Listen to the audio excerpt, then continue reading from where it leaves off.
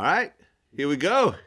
Freeway Ricky Ross, welcome back. Man, it seems like this is my home now. Hey, man. Hey, you're one of our biggest regular guests. I mean, numbers-wise, millions and millions of people watch your interviews every time. I see, man. It's like, Vlad want to talk to you again.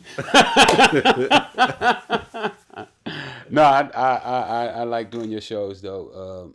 I can actually tell the results on the street, you know. Yeah?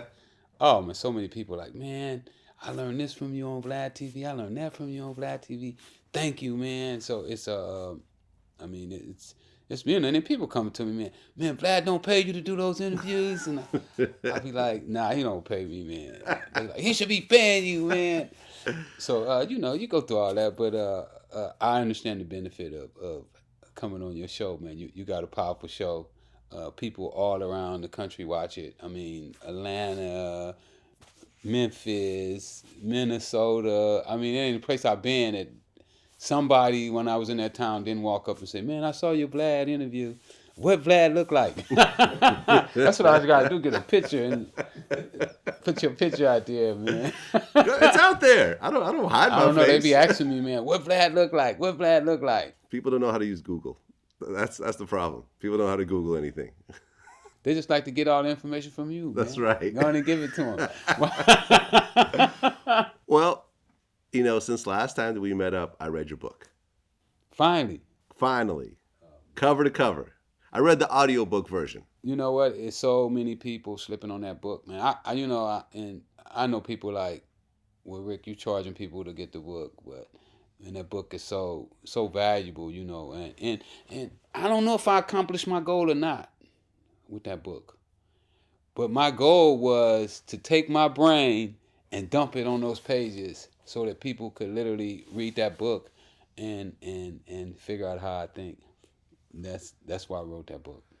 Well, I mean, it really outlines, you know, just a massive story that, you know, you always hear rumors about, you hear secondhand information, there's always the urban legend aspect of it, but to have someone actually break down how they went from really nothing, being at the very bottom of the, you know, economic ladder, to being in the top 0.1, you know, 0.01%, and then going back down to the bottom again.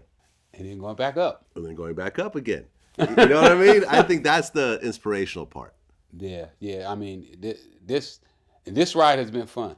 You know, this time I'm coming out of prison and because, you know, the first time I did it, I was a kid and I didn't really know what I was doing. I was just like stumbling around and hitting my head up against walls and going to this person, man, what do you think? Yeah. What do you think? You know, like the big bird, you know, you my daddy, you my mama.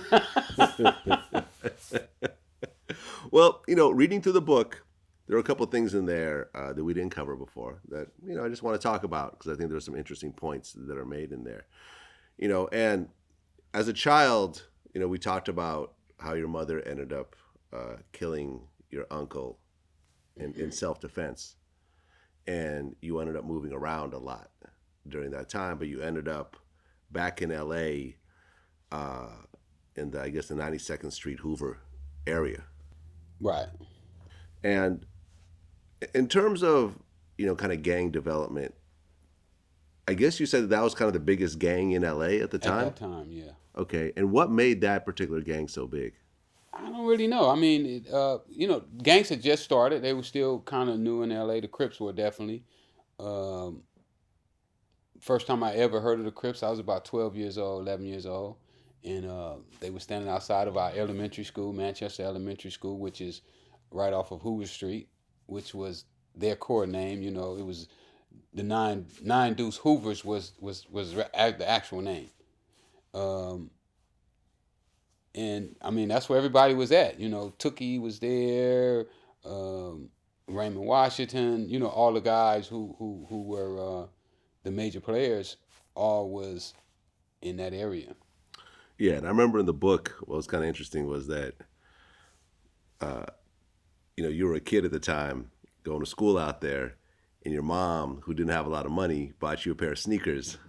They ended up being bright red sneakers, and you were trying to convince her why she needed to return these sneakers. Well, I couldn't tell her it was gang activity. You know, she wouldn't understood. You know, like, Mom, I go to a Crip school and you just bought me blood tennis shoes. You know, guys get run off the compound for wearing red tennis shoes at Bret Hart Junior High School. So yeah, that was a time, you know. But by me being from that area and, you know, everybody being my friend, they just call me Red Shoes Dugan.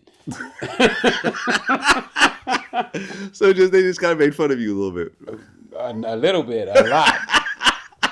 Red Shoes Dugan was like the worst, you know, like, oh man, not again. I mean, I used to drag my foot trying to wear those shoes out. And I had wanted some Converse so bad. Like, I've been begging my mom to get me some Converse, and it just so happened the one she got was red. You know, like, wow, you killed the whole momentum.